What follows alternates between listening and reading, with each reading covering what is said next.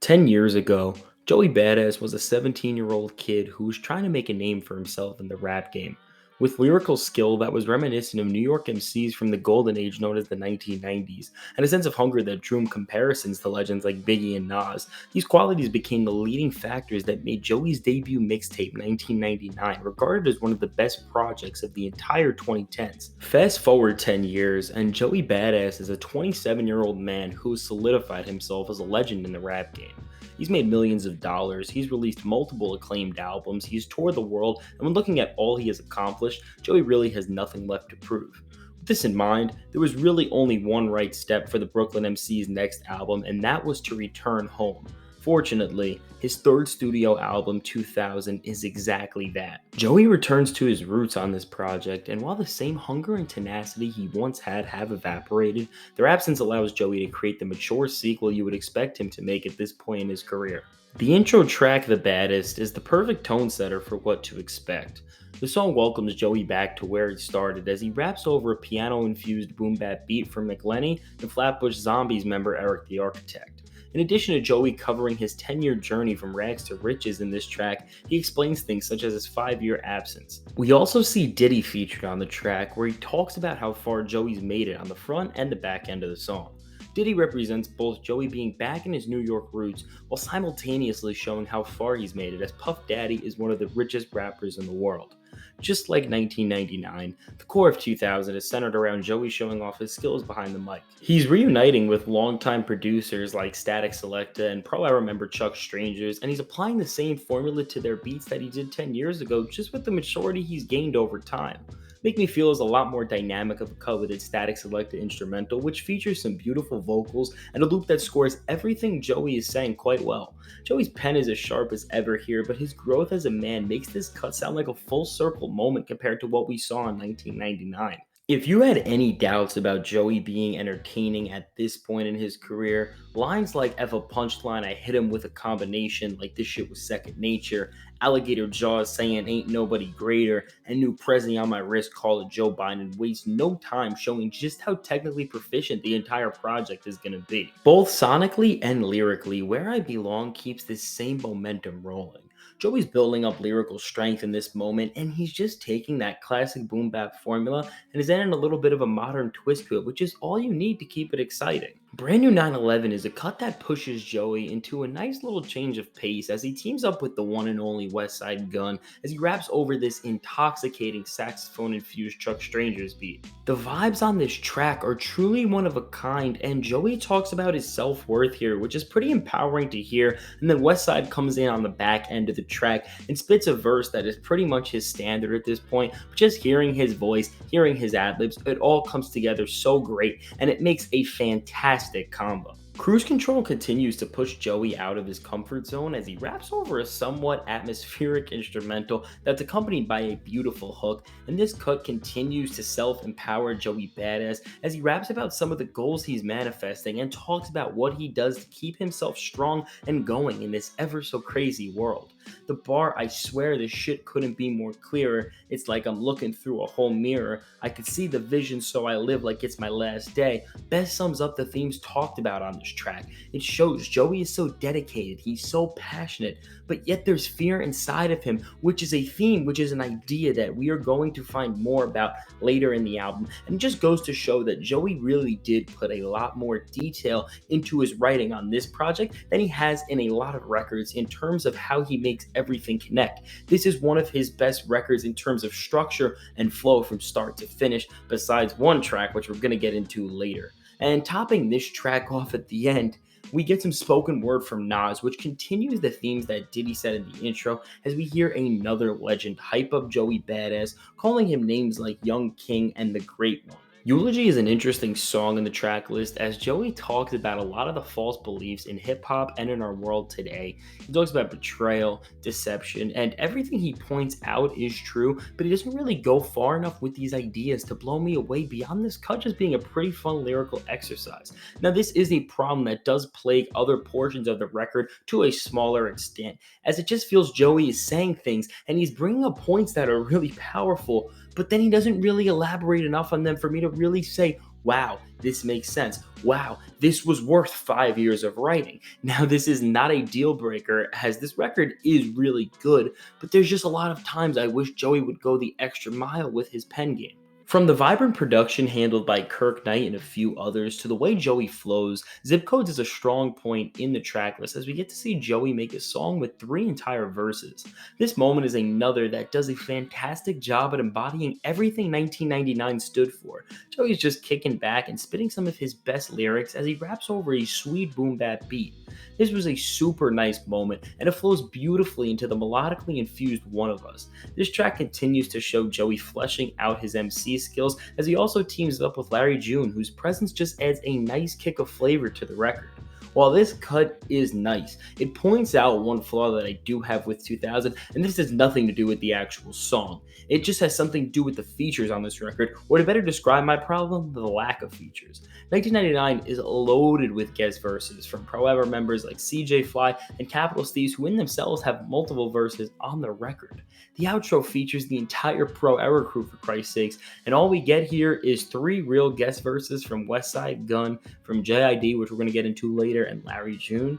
I mean, Joey said he wanted to get Nas on the album for an actual verse, but it just never worked out because of Nas's scheduling, and Joey said he was going to get Kid Cudi vocals, so whatever the hell happened to that? The features were an essential part of what 1999 was, and I think bringing in more features, particularly with big MCs, would have really filled one of the biggest holes this record has. It would have brought the idea that Diddy talks about, and that even Nas talks about, of how full circle Joey's came, of how he's a legend. Get some legends, get some big rappers on the record. Maybe a J. Cole verse, maybe a Kendrick verse, but that's reaching, but somebody who's bigger. I think it just would have added a lot of character. Maybe ASAP Rocky, Denzel Curry. The list goes on, but you get my point. And again, I wouldn't have minded if the Pro Era members like CJ Fly came back on the album. I think that would have been great, and I think it really would have brought things full circle. I think that New York and hip hop as a whole is built on collaboration. So to see more fitting collaborations, to see collaborations that really do highlight what the opening monologue and the closing monologue on the intro track from Diddy is about, I think that just would have been a great touch that just would have further solidified this record's greatness. I'm not done with my features rant because the track Welcome Back is just such a miss.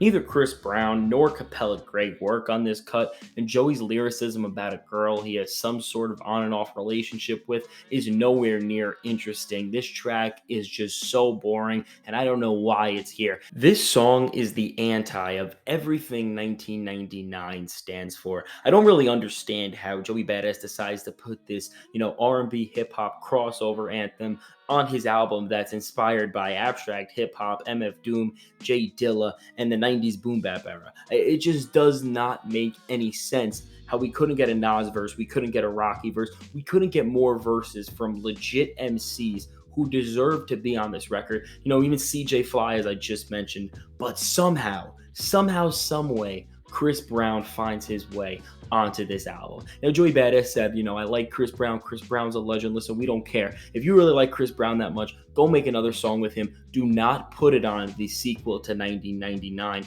It just makes no sense unless for one reason.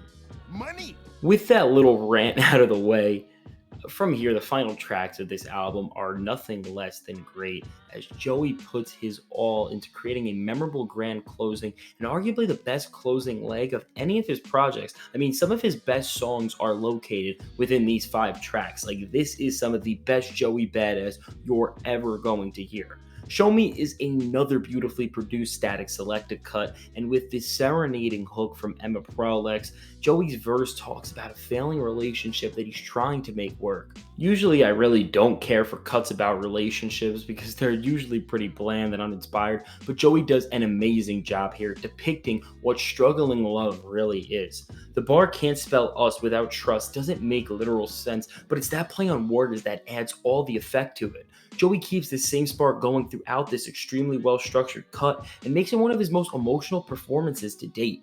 What I really appreciate about this entire track is that if you compare this to any of the songs inspired by Joey's adolescent love on 1999, like Penny Royal, like Funky Hose, we see that despite him growing as a man and clearly understanding the feelings and conflicts that are pulling him apart, as opposed to the childish banter he really talks about on 1999, he's still struggling to make these relationships work out. The beautifully sounding dramatic guitar solo at the end of this track leads into Wanna Be Loved. Joey spits maybe the best verse on the album here. He continues to show his vulnerability and uncertainty as a person. The concept that Joey has learned so much in these 10 years, yet he is still so lost as a man, is quite a powerful idea, and one that imposes that self growth doesn't imply that you will be anywhere near perfect no matter how far you come from your past self. JID's verse adds even more to this idea as he continues to talk about struggles through his friend who lost his father from cancer and whose baby mama is trying to keep his kid away from him. JID really does steal the show here, which is saying a lot considering how great Joey's verse is, as he talks about how beating down somebody can destroy oneself and cause them to go down a spiral of self abuse and hatred. I mean, these are some powerful ideas being addressed, and I really did not expect, Joey Badass in this type of setting, in this type of album, to go this far, but it really does showcase all of the maturity, all of the growth that he's found in himself, and just being this vulnerable, seeing so much openness from him, it adds a layer that we really have not seen from Joey Badass ever. Head High continues to show how wise Joey is as he begins the track unraveling an array of sayings that you can live your life by. Time waits for no man. You never know when could be your last, are bars that show us where Joey's mind is at and how he values the gift of life at this point. The second verse of the song is another one of the best moments on this entire LP, as Joey reminisces on his relationship with XXXTentacion. He talks about how raw and open they were with each other, and even goes on to say how X played his album to Joey, and Joey helped him improve the record, even talking about how they made the classic song Infinity 888. Joey says that X reminded him of Capital Steez in a lot of ways, and this makes for a powerful segue into what may be Joey's best song to date, Survivor's Guilt. This cut is hands down the most emotional song Joey has ever given us. It's a letter written to the Brooklyn MC's fallen loved ones, and the first part of the song is dedicated to Capital Steez. Joey reminisces about the relationship the two had, talks about their brother-like relationship, and Joey makes the conclusion that he wishes he could just help his friend. He talks about how mental health wasn't something people focused on in 2012, and due to the way society reacted to anyone who claimed to be struggling living with themselves, it's one of the reasons why his best friend is no longer with us. Joey even addresses his relationship with Steez's family, trying to clear the air with them despite the way they think about him, and how Joey's relationship played into the bright young MC's death. The second verse of the track talks about his cousin Junior. It's heartbreaking to hear Joey just wish he could see his loved one, especially when he talks about how his late cousin never was able to meet his daughter. All in all, this track is not just one of the most emotionally powerful songs Joey has ever made. The relatability of losing somebody close to you and missing them and just wanting to help them, it makes you feel Joey's pain all the more. Long live Capital Steez and long live Joey's cousin Junior. Bringing what turned into a rapid roller coaster ride of emotions, beats, and flows to a close, Written in the Stars serves as a beautiful anthem that features an amazing jazz instrumental. Joey makes one final toast here as he balances both the great and the negative aspects of his past and present life. He talks about how his life has changed, how having a daughter has affected him, and despite all he has seen, all he has endured, he is grateful that he's made it to age 27. He really does a great job at summing up his entire life in this cut, talking about the good and the bad, the easy and the rough. But most importantly, he uses all these experiences to show how they've bettered him as a person in the long run. Overall, 2000 is a fantastic body of work and arguably Joey Badass's best project to date. It embodies everything we have loved about the Brooklyn MC, from his classic boom bap production to his sharp lyricism. Where this project really takes the next level for me is with its beautiful closing leg and just general themes of self-growth and vulnerability, as it really empowers Joey and shows just how far of a journey he's been on as a person. In an era where rappers continue to become more self aware and talk about their journeys to serenity in their music, Joey did a fantastic job giving us a glimpse of his inner self while also showing us the best of his pure rapping ability.